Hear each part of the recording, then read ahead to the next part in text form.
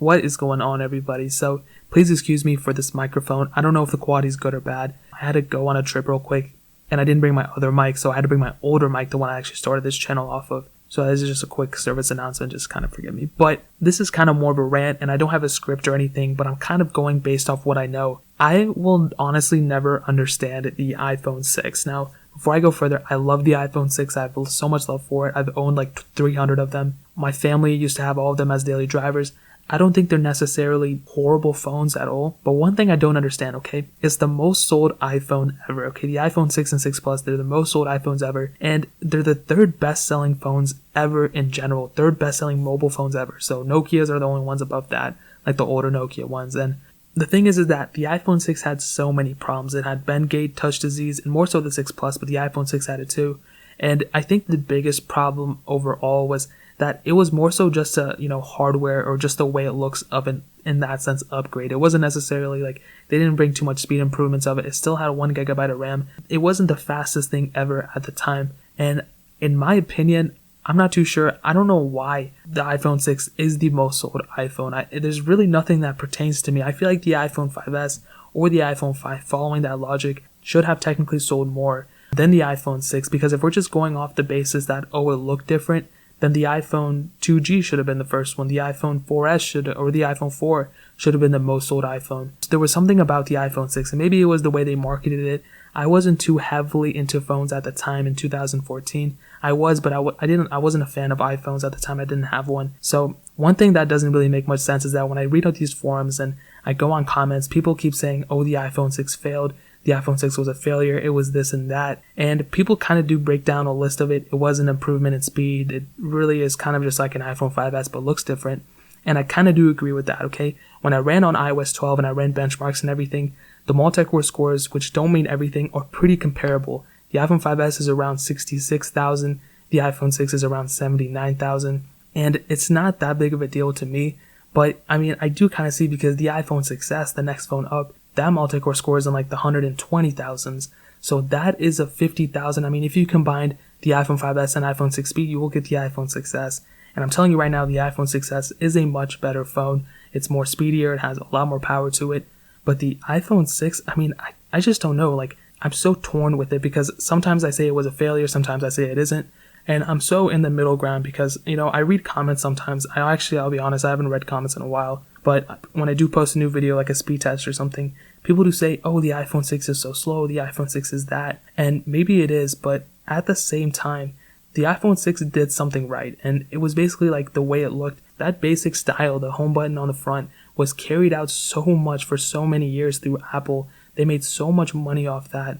And when they finally switched to the iPhone 10, a lot of people hate it. A lot of people didn't like it, but that kind of style was it was originated through the first iPhone, but the size, the Plus versions were carried through for so many years. That's something that I won't understand either. Why was it carried around for so many years? They didn't change the design. They changed it a little bit, I'll be honest, but they didn't remove the bezel. They kept the same size, same everything. They just did internals. And the iPhone 6 kind of did originate it a little bit, but I'm not complaining too much about that. I'm more so complaining, it's not even a complaint.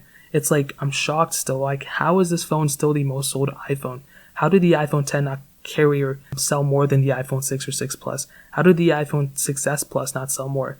Maybe it was the way it looked, but at the same time, you have to remember that the iPhone 5 changed the way iPhones look, and that's still one of the most sold iPhones too. The iPhone 4 changed the way iPhones look, but now we have the iPhone 10, and that changed the way the iPhone looked too, and that didn't necessarily have the same numbers as the iPhone 6 or 6 Plus.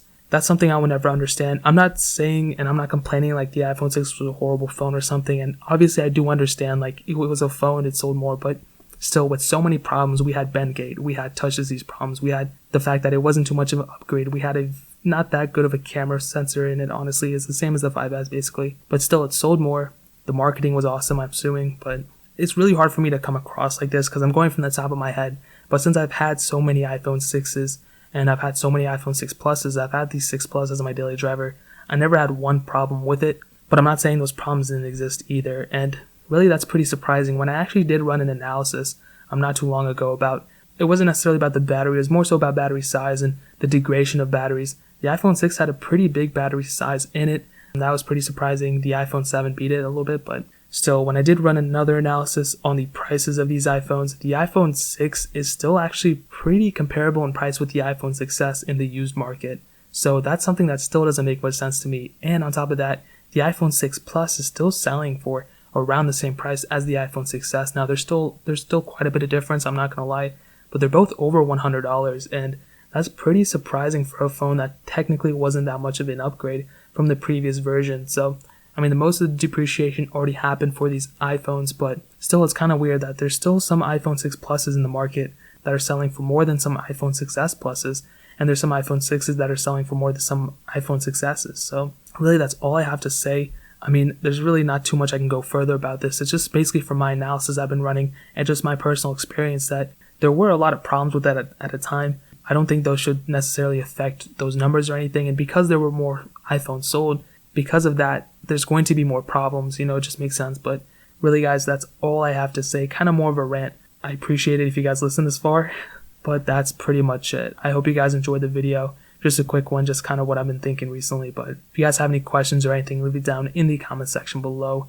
Hit that like button, but definitely hit that subscribe button. Every single subscriber we get really does count, so it definitely means a lot if you guys could hit that. Also, check out the links in the description as well. My second channel, my Instagram, my Twitter, my SoundCloud, all that stuff is down there. I would really appreciate it if you guys could check it out. But more importantly than everything else, I love every single one of you guys. Hopefully I'll catch you guys in the next video.